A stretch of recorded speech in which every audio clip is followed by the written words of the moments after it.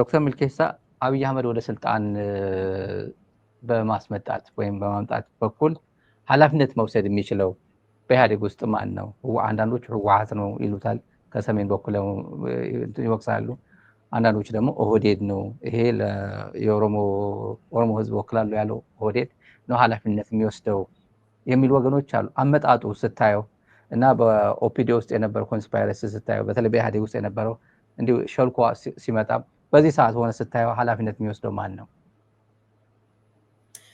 እኔ አብይን ለመጀመሪያ ጊዜ ያየሁትና የተገናኘ ነው በአካል እሱ የድርጅት ጽህፈት ቤት ኃላፊ በነበረበት ጊዜ ነው። ከዛም በፊት ሽመልስ አብዲሳ እኔ አንድ ኃይሉ አዱኛ የሚባል አሁን የኦሮሚያ መንግስት ኮሚኒኬሽን ኃላፊ ነው። ከበደ ደሲሳም የሆነ ፌደራል ውስጥ ይሰራል። ጓደኛችን ነው ከበደ ጓደኛችን ነው። ስኩል ኦፍ ሂውማን ራይትስ ያው ታውቀዋለህ፣ ኤፍቢ አብረን ነበር። እሱ ሶስታችንን ወስዶ ሽመልስ አብዲሳ ከአብይ ጋር አገናኛቸዋለሁ ብሎ ማታ ነው ደግሞ ማታ አይ ቲንክ 1 ሰዓት በኢትዮጵያ አቆጣጠር አካባቢ ይመስለኛል። በሱ መኪና እኛ መኪና የለንም። አብይ በዛን ጊዜ የኦሮሚያ ቤቶችና ልማትና ቤቶች ቢሮ ኃላፊ ነበር። ሽመልስ ደግሞ የሱ ምክትል ነው እና የሆነ ከፌደራል ተባሮ አልነበረም። አብይ ከፌደራል ተባሮ ለማ አይ ቲንክ አባዱላ መሰለኝ ይሄ ልጅ ጥሩ ነው እንደው መድብ ብለው ከላይ ስለተባረረ ኦሮሚያ ላይ እንዲመደብ ተደረገ። የኦሮሚያ ቤቶችና ልማት ቢሮ ኃላፊ ሆኖ ተመደበ።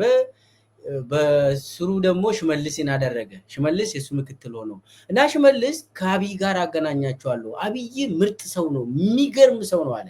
ምን የሚገርም መታችሁ ማየት አለባችሁ፣ እንደው ማየት አለባችሁ አለ። ምን አይነት ሰው ነው ብለን እሺ ብለን መጥቶ ወሰደን። 3 ነው የሱ ቢሮ አርቤት የሚገኘው ቢሮ ወሰደን። ስንሄድ አብይ የለም የለም በቃ ወጥቷል አለ። ምናልባትም አናቅም አብይ ወጥቶ ይሁን ዋሽቶን ይሁን አላቅም፣ አብይ የለም። ከዛ ምንድነው ያደረገ? እኔ እየሸጥኩ ያለሁት የአብይ መጽሐፎች አሉ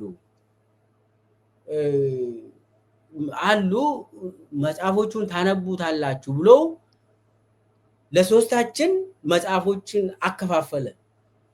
ከድር ሰተት የሚባል መጽሐፍ፣ እርካብና መንበር የሚባል መጽሐፍ፣ አብይ የጻፋቸው ድርአዝ ብሎ አብይ የጻፈው ድርአዝ ማለት በሱ ስም በሚስቱና በልጆቹ ስም እንትን ድርአዝ ብሎ የጻፈው ሰጠን መጽሐፎቹን እና መጽሐፉን አንብቡትና አብይ ምን እንደሆነ ምርጥ ሰው እንደሆነ ታምናላችሁ አለ።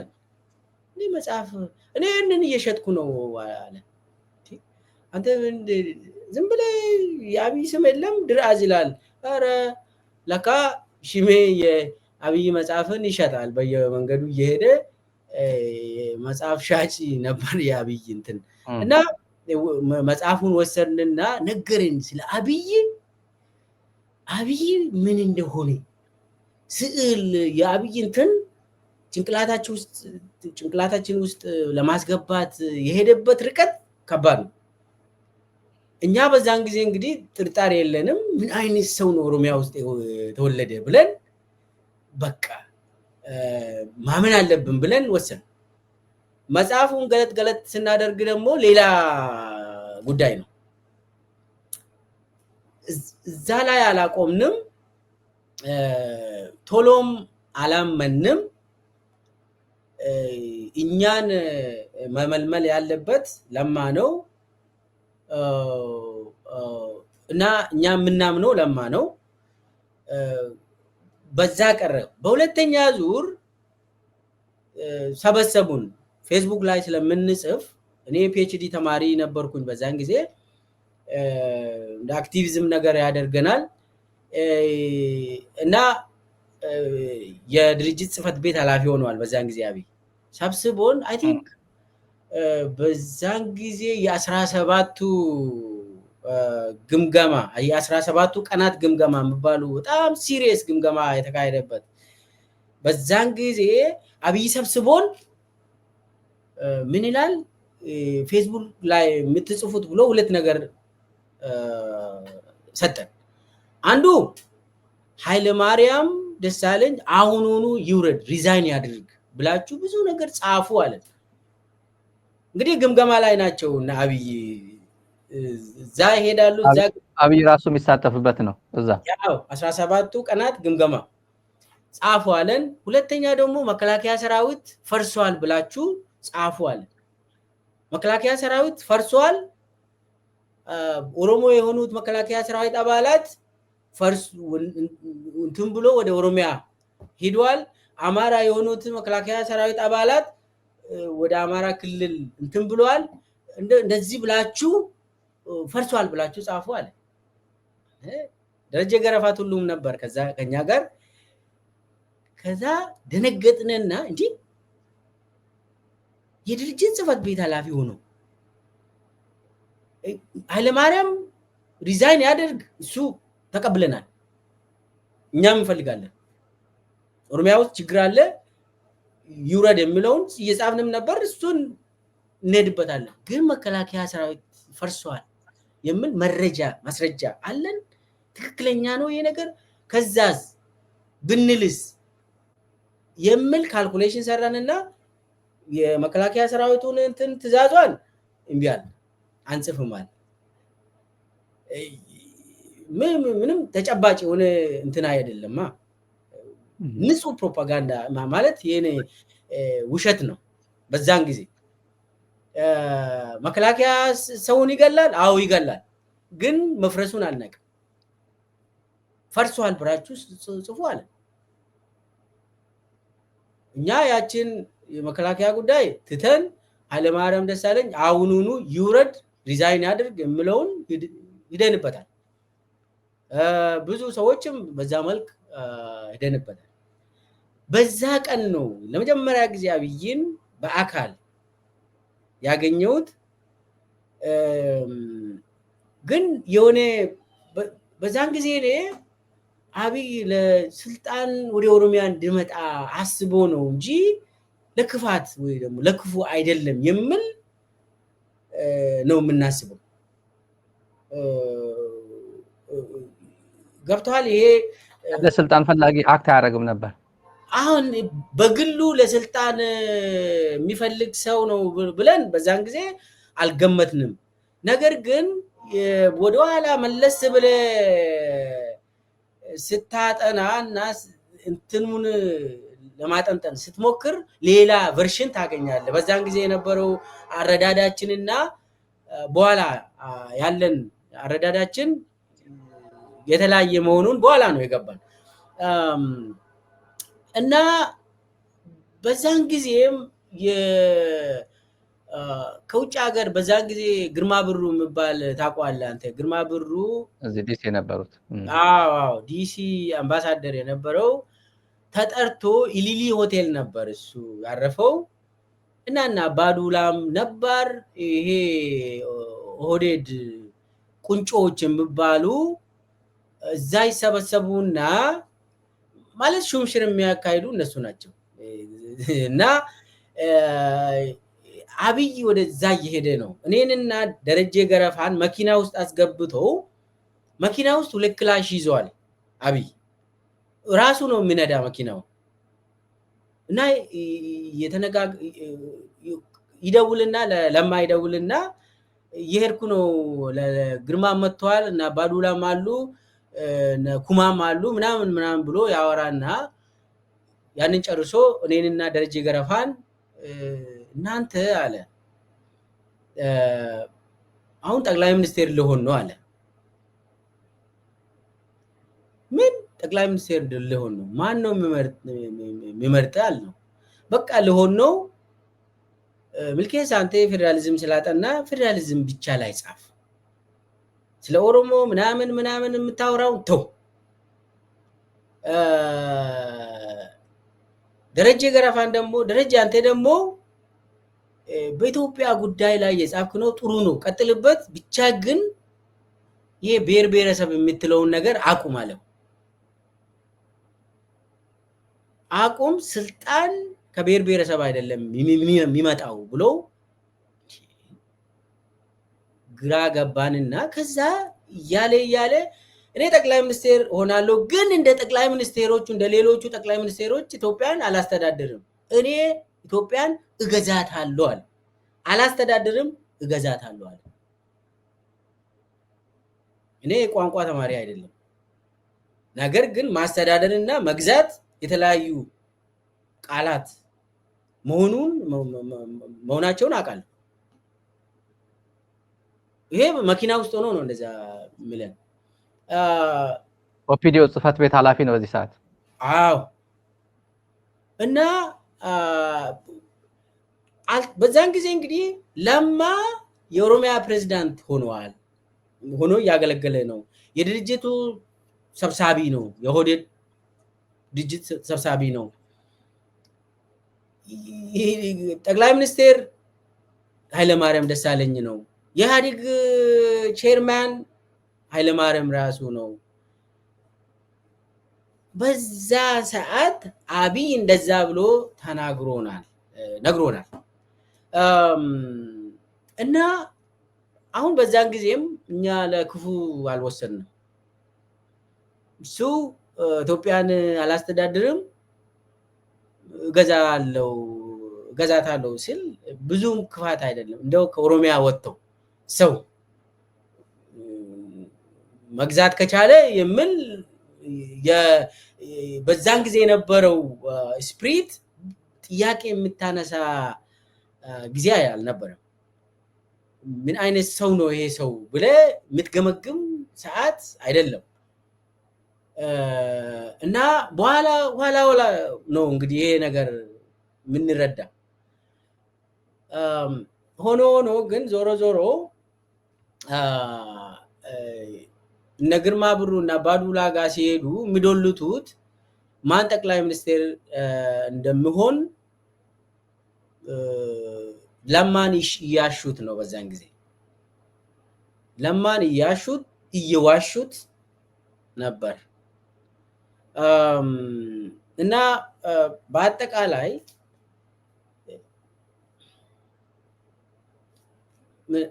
አልሰማሁም።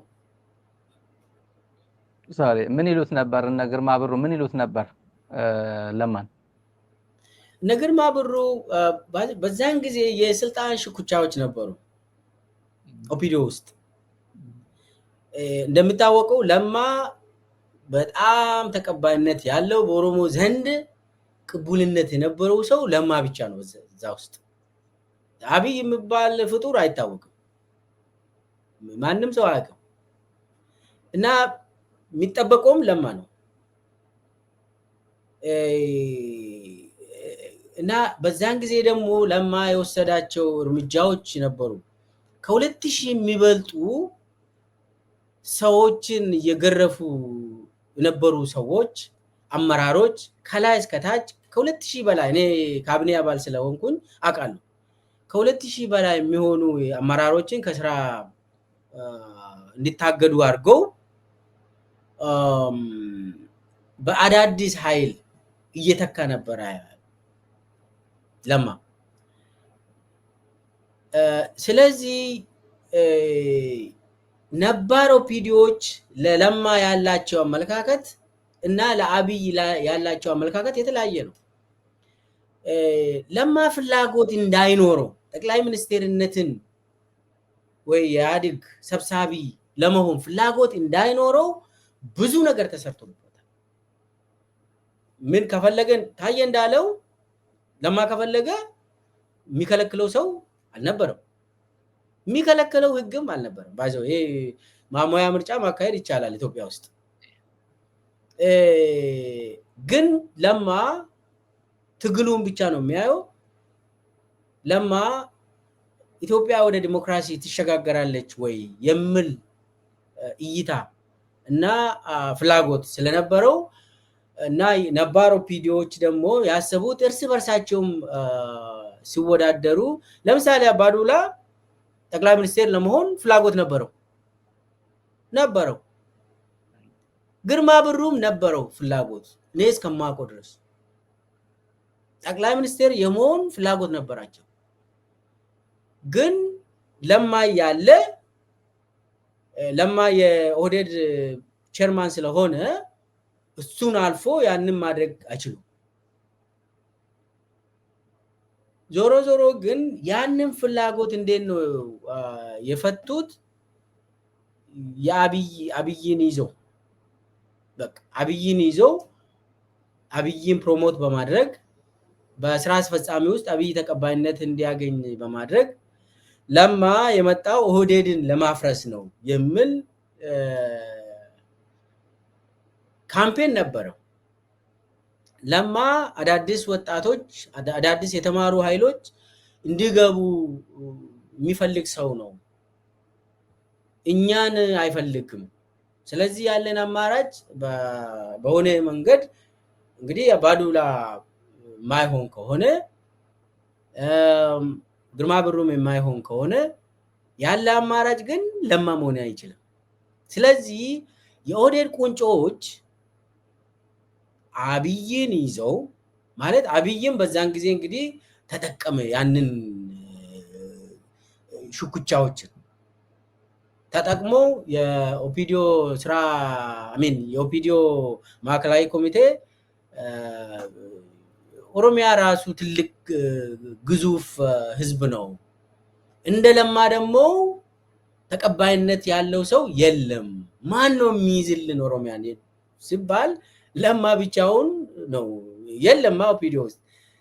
ስለዚህ ያለ አማራጭ ለማ እዚሁ ቆየና አብይ እንዲሄድ የሚል እና አባዱላ ነግርማም ሌሎቹም አመኑና ማለት አሳመኑና የኦፒዲዮ ማዕከላዊ ኮሚቴ አብይን እንዲመርጥ አደረጉ።